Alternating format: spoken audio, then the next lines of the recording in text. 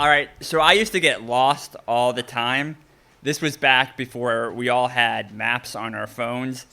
There was this time when my car got towed in Philadelphia, and I spent hours wandering around the city trying to find the lot where it went to. I ended up getting help from a mechanic, a random mechanic, a very nice mechanic, who let me ride on the back of his motorcycle as we circled all over the city trying to find the place. I ended up giving him $5 for his trouble and for gas, but we did find it. And this continued. I have lots of experience getting lost in many, many ways.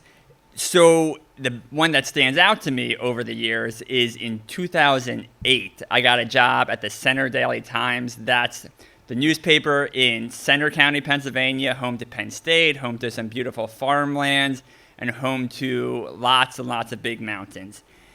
And I was given the assignment shortly after getting this job, my first job, full-time job in journalism that actually had health care benefits, which was important to me at the time. And so I got the assignment to go out on the first day of hunting season, deer rifle hunting season, and spend time with the family. And I said, great, that sounds awesome. And I talked to the family beforehand. They said, sure, you're welcome to come join us. I said, how do I get there? They said, it's pretty simple. You go up the mountain, some highways, down some roads you've never heard of, some other roads you've never heard of, more roads you've never heard of, some unpaved roads, some other unpaved roads, and eventually you'll find Clay Mine Road. There won't be any signs or anything, but you should find it. And I think there might be a 6 or a 4 somewhere in there.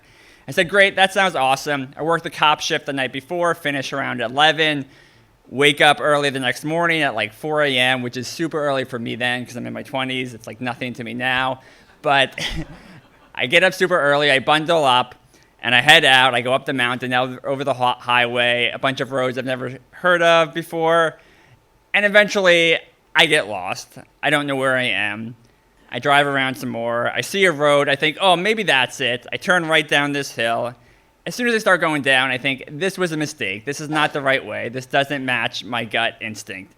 But it's too late then. It's an icy hill. I'm already down the hill. I say, oh, I'll turn around. I turn around, drive my car up. My car's not going up this icy hill. I try again. It doesn't work. I don't know how many times I tried, but I know how it ended. And it ended with my car stuck in the snow at the bottom of the hill. And it's getting a little bit later out, and we're getting a little bit closer to the start of hunting season. And I'm starting to wonder if my brief career in journalism with actual health care benefits is coming to an end.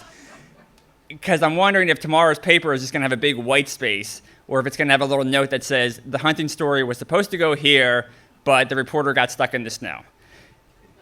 But I don't give up. I think there must be a way out. Maybe there's a guy on a motorcycle going to drive by and give me a ride. But that doesn't happen either. So I see a light on in a house, and I go up to the house and say, hey, I'm stuck in the snow. Can I borrow your shovel? And they're like, sure, go ahead. So I borrow a shovel. I dig my way out of the snow. I return the shovel, and I have a choice. Try to go up the hill again, trust my instinct, and go that way, or go the other way and hope for the best. My car's not going to make it up the hill, so I have to go the other way. And as I'm driving, I start seeing cabins. I don't see any road signage or anything like that, but I think maybe this will work. The sun's starting to come up. We're getting closer. It's crunch time. And then I see maybe a 6 or a 4, and I think maybe that's the cabin. And I knock on the cabin door, and they're like, hey, you're just on time. This is perfect. And so Bob, his daughter Christy, some 2 uncles, they all welcome me in.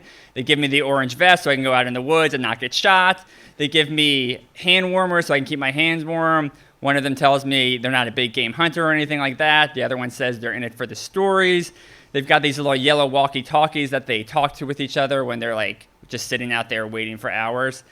And Chrissy tells me about how when she goes out in the woods, she feels like she thinks about her grandfather. This is a guy she's never met before, but when she's out in the woods, she knows the places where he used to hunt, the exact spots, because she's been told over the years. And I imagine when she's out there, she feels closer to him. And I feel closer to him too at this point. And I feel not lost right now. I feel like I'm in the exact place where I'm supposed to be. I'm in a spot that no app can take you to. Thank you.